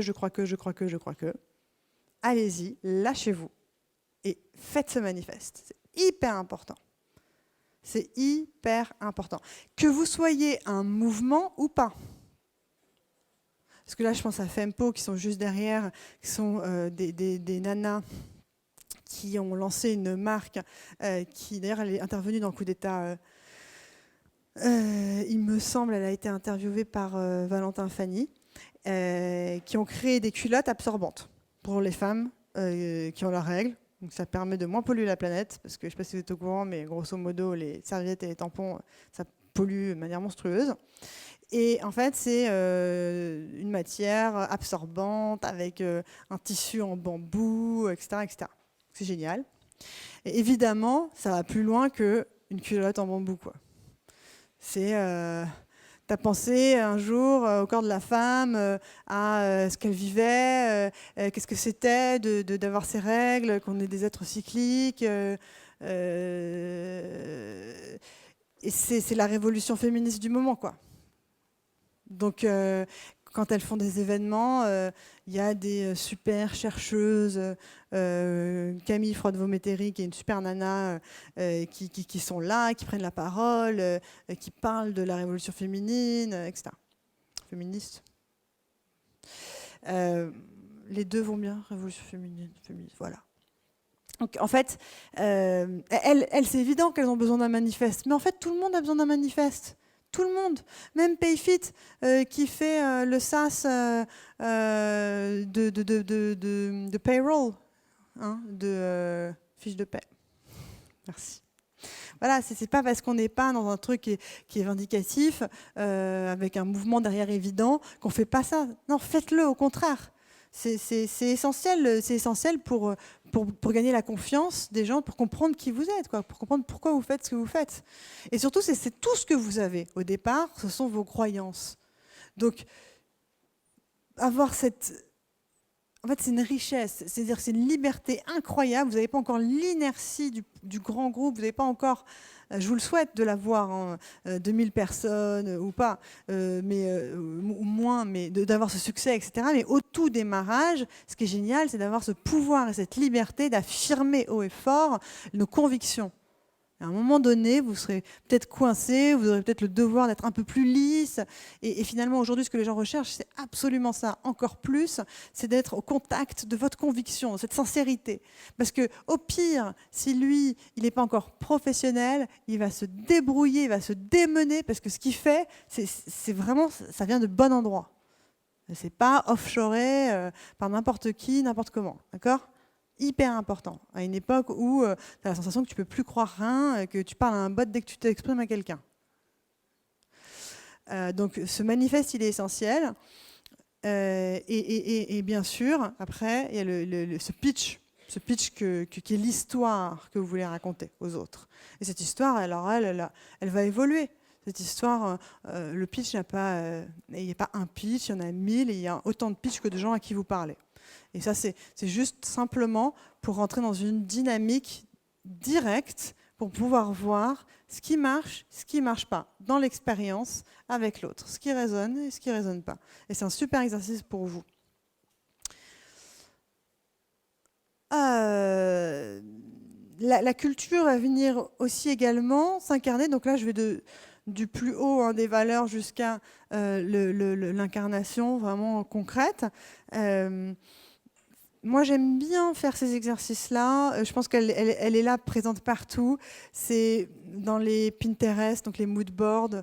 Je ne sais pas si certains d'entre vous jouez un peu avec Pinterest, mais allez vous amuser à faire vos tableaux. On va y voir de vous beaucoup.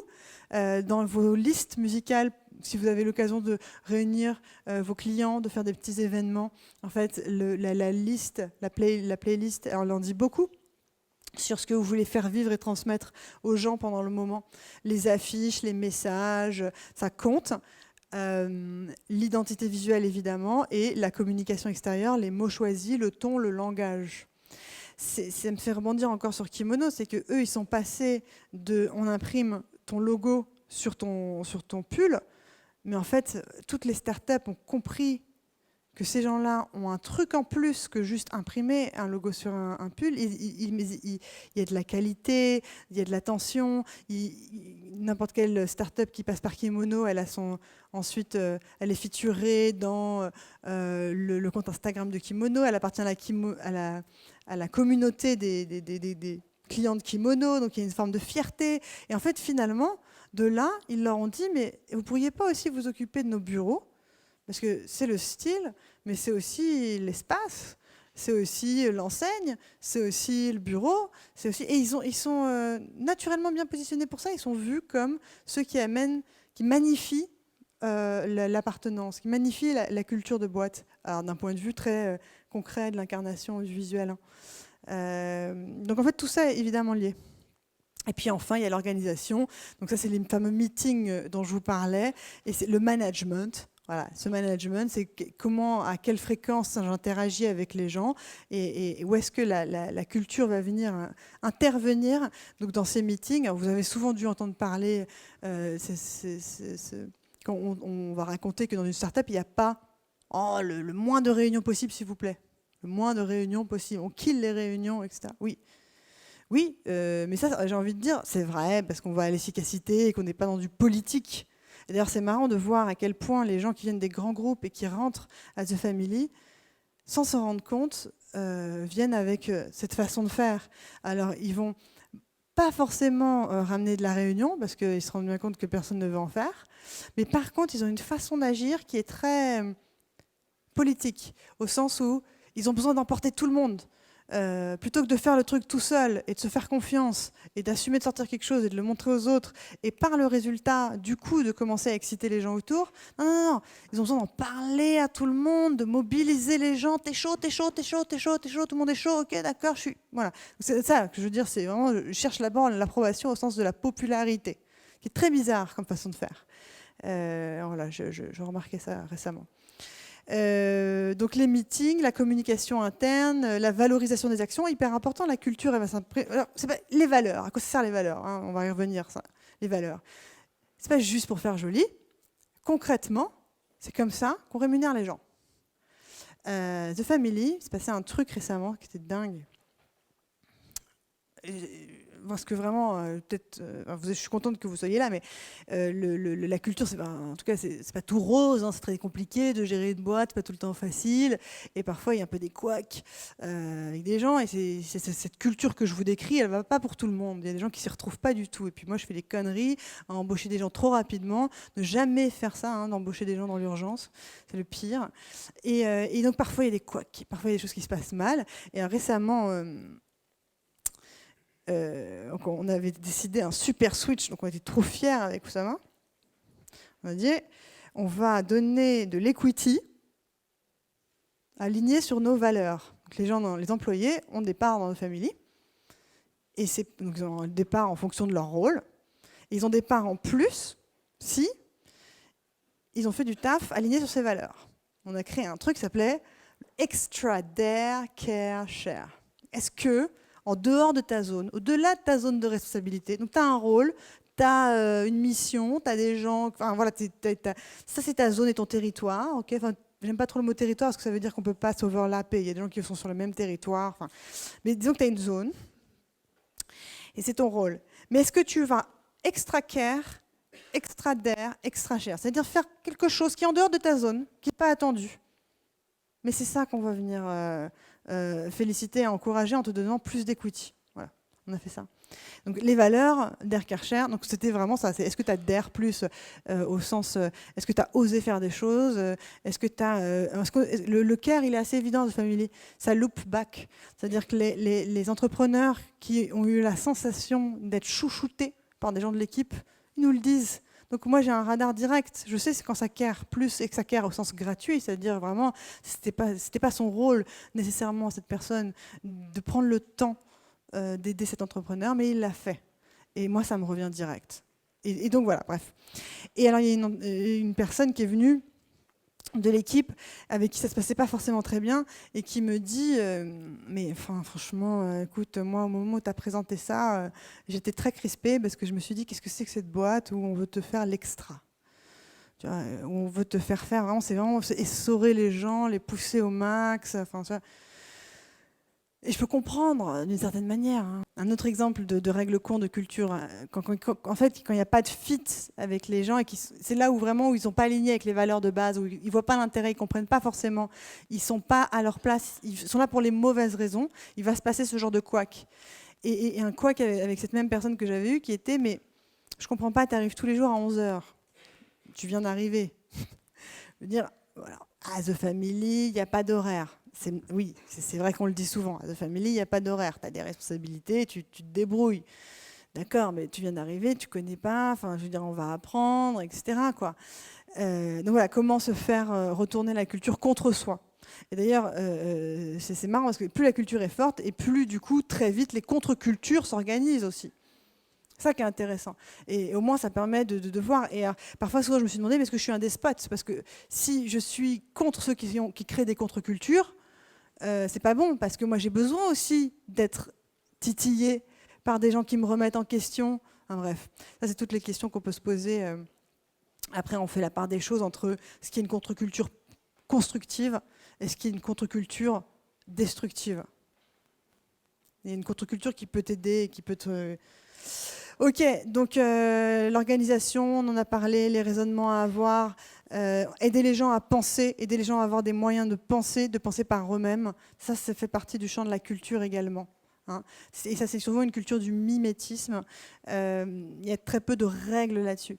Il y a peut-être des règles un peu bêtes du genre, en dessous de 500 €, fais tes bêtises, au-dessus de 500 €, tu me demandes. Ça, c'est une règle bête, mais elle peut aider. Mais dans les règles plus profondes de raisonnement, c'est demande-toi toujours, par exemple, est-ce que quelqu'un est dépendant de toi pour cette action ? Si quelqu'un est dépendant de toi pour cette action, alors tu le fais tout de suite. Voilà, comment tu établis tes priorités, par exemple. Et en fait, ça, je pense que c'est les règles peut-être les plus importantes, mais c'est des règles qui sont pas immuables, en fait, qui peuvent changer en fonction des contextes. Et que la seule chose que vous puissiez dire aux gens, c'est fais et adapte-toi au contexte. Et surtout, n'essayez pas d'avoir toutes les informations avant d'essayer et créer ces conditions, vous, en tout cas, en tant qu'entrepreneur, pour que les employés osent essayer des choses, même s'ils n'ont pas toutes les informations et qu'ils s'en sentent et qu'ils soient en confiance, quoi.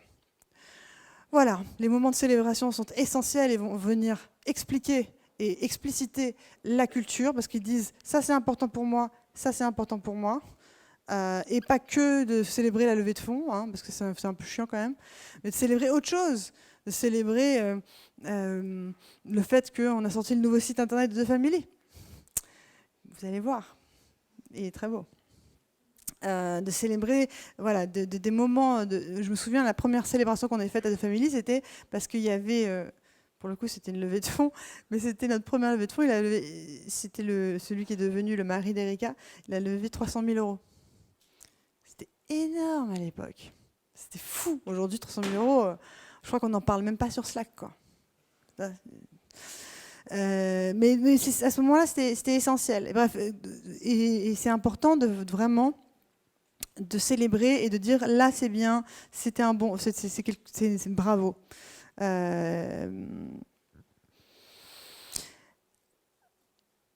Dans la culture, cette culture, donc les gens arrivent, ils en héritent pas, ils sont neufs. Comment ils vont l'absorber ? Comment ils vont se l'approprier ? On ne peut pas exiger des gens qui comprennent tout de suite tout. Et ça, c'est la grosse connerie. Grosse connerie qu'on peut faire. Vraiment, pour le coup. On s'habitue à ce que les gens s'approprient le truc. Et finalement, on est beaucoup moins tolérant, plus le temps passe, aux gens qui arrivent et qui sont complètement novices et qui sont des bleus, quoi. Et c'est pire encore, c'est que nos meilleurs éléments, ceux qui portent la culture, deviennent des anticorps à tout ce qui est nouveau et qui font front. Et l'intolérance, elle vient d'eux encore plus fort. Et ça, c'est un vrai problème. Parce que plus une culture est forte, et plus les gens s'y retrouvent, et plus l'approprient, et plus quelqu'un vient d'arriver, il est forcément différent, il est forcément nouveau, et hop, il se prend à mieux. Non, c'est pas la culture. Quand tu veux écouter du reggaeton à The Family, c'est pas la culture. C'est pas vrai. Tu peux écouter du reggaeton à The Family, au contraire. Mais c'est vraiment un défi qu'on a. Et par exemple, on s'était dit, on fait pas de politique à The Family, on s'en fiche. Déjà à la BPI, on s'en fout. On veut vraiment pas dans les subventions. On veut être indépendant. On pense que c'est essentiel, etc., etc. Ça ne veut pas dire que les politiques, on ne les reçoit pas. Au contraire, on les reçoit, mais on a envie d'être dans une position vraiment d'adulte à adulte, quoi, indépendant, hein, pas dans une relation où on est dépendant les uns des autres, pouvoir parler librement. Et donc, l'année dernière, enfin bref, ça c'est trop... Si, on évolue. Mon associé Oussama, il a eu un problème. Hein. Il a eu plein d'articles sur lui très difficiles. Il a vraiment eu une crise médiatique au moment où il avait un procès contre lui. C'était un moment très difficile. D'ailleurs, c'est dans ces moments-là qu'on voit si la culture elle est belle ou pas. Parce que je vais vous dire que la culture, à ce moment-là, heureusement qu'elle était là, il ne restait plus que ça. Et les gens étaient soudés. C'était magnifique à voir. Et en fait, à ce moment-là, on ne comprenait pas pourquoi on avait autant d'articles pourris sur lui. Parce qu'on disait c'est beaucoup pour cette affaire qui n'était pas si... qui ne méritait pas ça, quoi. Elle ne méritait pas autant de couverture médiatique. Je vais vous passer les détails. Mais ce qu'on a compris, c'est que dans tous ces articles, à chaque fois, ça commençait par The Family, l'accélérateur de la Macronie. On était labellisés les chouchous de Macron. Ce qui peut s'expliquer par ailleurs. Parce que j'avais pris parti au moment où il était contre Le Pen. J'avais dit, allez-y, il a compris les startups, on y va. Machin. Une fois qu'il a été président, d'une certaine manière, il est venu aussi, puis il y a eu Station F, donc il y a eu une espèce de changement de perception de Startup Land, qui avant était un peu les pirates en dehors, c'était un microsystème, et tout d'un coup, c'est fait adouber, Startup Nation, voilà, c'est passé d'un bout à l'autre, et en fait, ça nous a carrément desservi. Parce que nous, ça nous va très bien d'être les pirates auxquels personne ne porte attention, et comme ça va attirer les têtes brûlées, si je puis dire, les gens qui font ça pour les bonnes raisons, et pas parce que l'entitlement, pas parce que c'est reconnu, pas parce qu'on a dit que c'était bien et que c'était la hype. Non, vraiment, au contraire, ça va nous porter préjudice.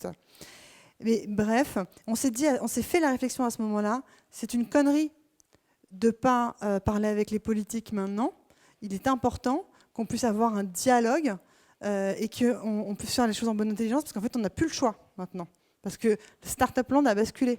Donc Zineb qui avait fait la campagne de Macron, jeune nana géniale, et c'était la première fois qu'on avait quelqu'un du monde politique qui rentrait dans The Family. Donc je ne sais pas si vous imaginez quand même, d'un point de vue culturel, là l'anticorps, c'est une perception que j'ai. Je pense qu'elle, si vous lui demandez, elle dira ah non, pas du tout, c'est génial, les gens sont sympas et tout.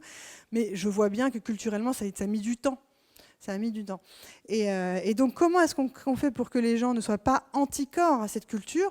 Là, je pense que c'est le rôle des fondateurs, et c'est de mettre en avant ces gens et de dire, elle est là avec sa différence, en fait. Elle est là, et tu vas voir, ça va bien se passer, et elle est super bien acceptée. Regarde, elle fait le job à fond, les résultats, ils sont là, etc. C'est célébrer la différence de ces gens-là. Voilà, sinon, il n'y a pas vraiment process d'intégration, d'onboarding as a family, si je puis dire. Ça, c'est un dessin du diary. Donc, vous allez tous avoir un cadeau, qui est le livre, le Diary of the Family, dessiné par Bibi, et remis pour les 5 ans de Family à nos investisseurs, comme un cadeau. Et moi, je me le suis fait comme un cadeau au moment de cette crise médiatique, qui était aussi le moment où on levait des fonds, donc c'était le total... comment dire, c'était dur. Je me suis extirpée avec la designeuse une semaine à Camille au Portugal, c'était génial. Et on s'est refait les 5 ans. Alors ça a duré 1 mois, hein, le bouquin, vous allez voir, enfin, 1 mois, parce que ça c'est du taf. Et on s'est mis sur le papier, on a couché l'histoire. Et en fait, c'est un outil de culture, ça. Tous les nouveaux employés de Family ont ce bouquin et voient toutes les petites histoires, c'est que du vrai. Que du vrai. Et c'est chacun qui raconte, enfin chacun, moi j'ai pris les perceptions de chacun, mais j'ai quand même beaucoup mis de la mienne, et c'est toutes les petites histoires qui ont fait, qui on est, voilà, mais qui, les 5 dernières années, et en espérant que les 5 prochaines soient complètement différentes. C'est pas là pour graver, pour dire c'est ça l'histoire, non, c'est juste là pour dire, tiens, tu n'as pas compris ce clin d'œil, en fait ça revient à là, enfin, voilà, d'avoir un petit peu de background. Et ça, c'est un dessin qui raconte l'onboarding. Donc le renard, c'est moi. Et je dis au petit chat qui vient d'arriver, tu vois les étoiles? Et le petit chat, il dit oui. Et il y a Oussama, le lion, derrière, qui s'apprête à le pousser et qui dit OK, quand tu es dans les airs, construis un avion et atteins les étoiles. Voilà. Ça, c'est le principe de l'onboarding. Après, il y a les one-and-one, qui est donc le moment que je préfère. Donc le one-on-one, quand il est bien fait, il est préparé, et la personne vient et elle s'est demandé qu'est-ce que j'ai fait qui était bien, qu'est-ce que j'ai fait qui était pas terrible, qu'est-ce que j'ai fait qui était moche. Voilà. Elle essaie de se faire feu rouge, feu vert, feu orange, quoi, hein. Elle se trie un peu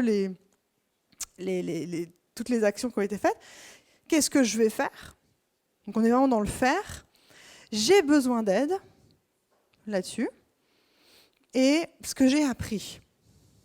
Voilà. Et en fait, ça, c'est un prétexte après, souvent, pour avoir une super discussion et pour aller au fond des choses. Puis, c'est un moment où moi, j'apprends plein de choses, soit sur vraiment de l'exécution opérationnelle, soit au contraire, sur l'ambiance de l'équipe, sur le mood. Voilà. J'ai encore la chance de pouvoir le faire. Je ne sais pas jusqu'à combien de temps. Et voilà. Il n'est jamais trop tôt de pouvoir travailler sur sa culture. Il n'est jamais trop tard non plus. Donc en fait, on s'y met maintenant, hein. Vous n'avez plus le choix. Vous avez vu la présentation. Ok. Merci à tous.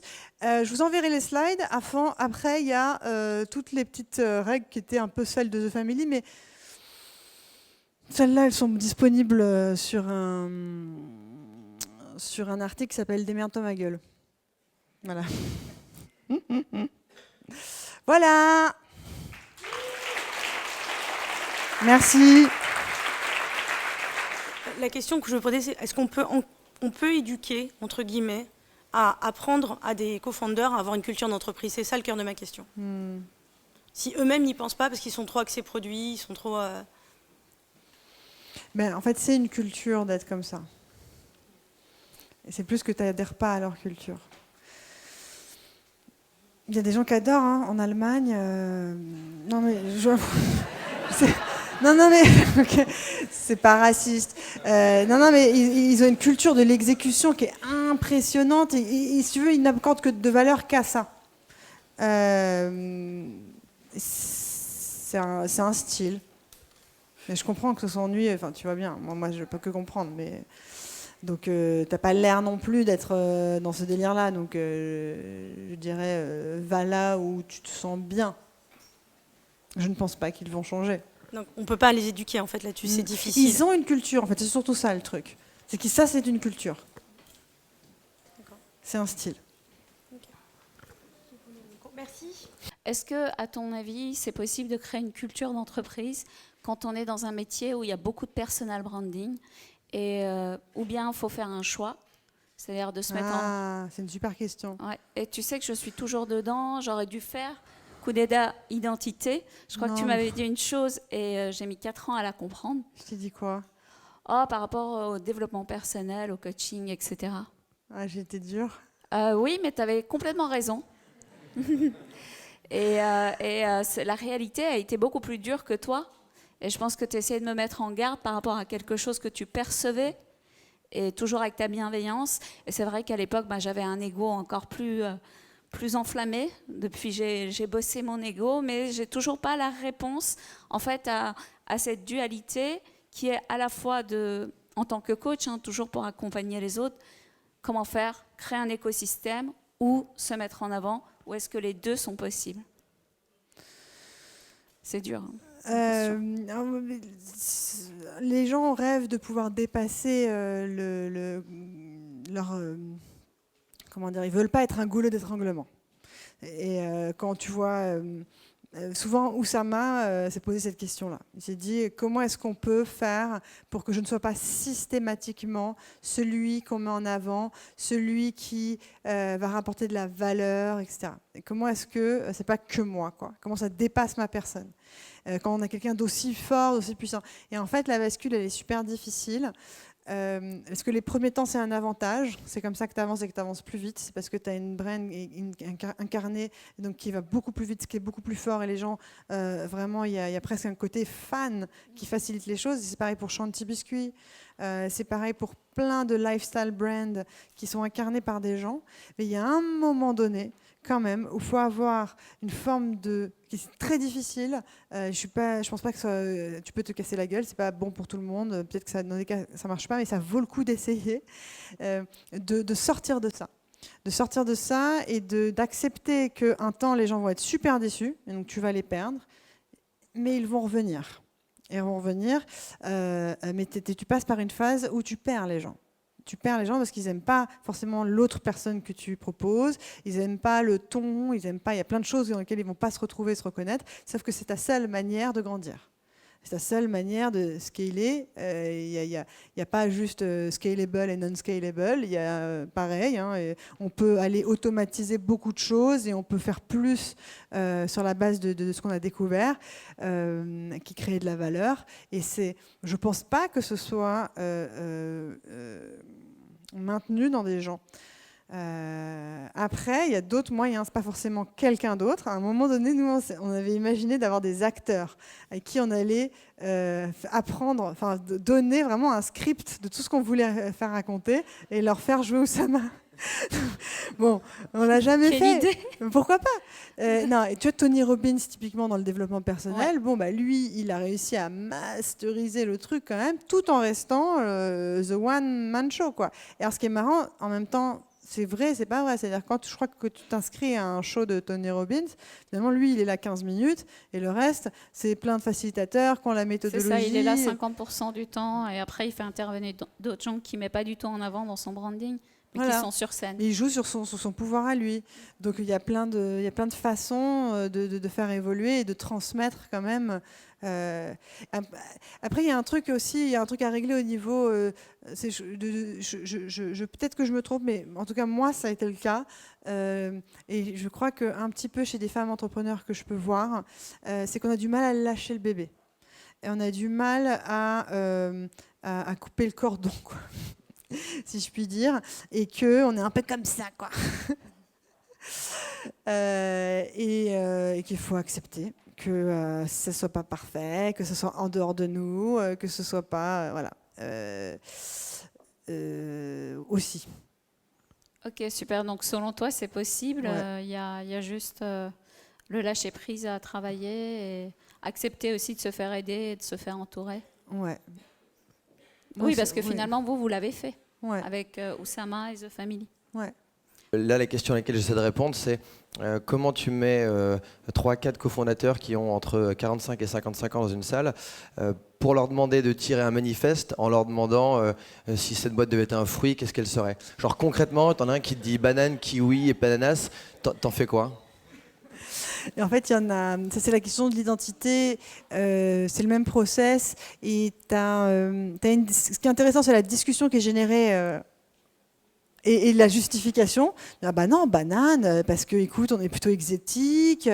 Ah mais non, moi je suis pas d'accord. On est plutôt au contraire, on pousse dans les endroits où il n'y a pas de soleil, parce que tu comprends, on vient apporter. Tu vois, ils vont justifier. C'est ça qui est intéressant. Et souvent celui qui aura le fin mot de l'histoire sur et si on devait être un fruit, mais ça n'a pas d'importance, que le fruit c'est pas le logo, hein, c'est juste l'idée de provoquer, c'est un prétexte à la discussion pour la justification, mais celui qui aura le fin mot de l'histoire sur cette sorte de design, c'est souvent le CEO. Parce que le CEO, il a en charge la culture, c'est son job pour le coup, et ça veut dire que c'est lui qui donne la direction, c'est lui qui dit où est-ce qu'on va. C'est le capitaine à bord, quoi, hein. Et on lui fait confiance pour être assez juste dans son intuition. Et dire, ce sera la banane. Et l'intuition, ce qui est cool avec l'intuition, c'est qu'elle n'a pas besoin de se justifier. Et ce qui est un peu gênant pour certains aussi, qui sont très, pour le coup, et qui demandent des justifications scientifiques, c'est difficile de te justifier pourquoi la banane, et je le sens comme ça. C'est une bonne question. Est-ce que la culture peut pas émerger par les employés, les collaborateurs ? Si, au sens si, clairement, mais quand même les bases sont posées. C'est-à-dire qu'en fait, la culture va émerger et se transformer par les employés parce que les fondateurs ont créé un cadre, donc une culture, un système où les gens peuvent venir façonner et mettre leurs couleurs. En fait, tu vois ce que je veux dire ? C'est-à-dire que on a pensé un truc vraiment très libéral, permissif, enfin je sais pas comment, tu vois, très ouvert, où les gens peuvent s'exprimer. C'est une volonté à la base. Si c'est ce cas-là, oui, complètement. Et c'est souvent c'est des cultures très flat, où il n'y a pas beaucoup de hiérarchie, où chacun se responsabilise. Ouais, complètement. Et de toute façon, enfin, c'est les meilleures.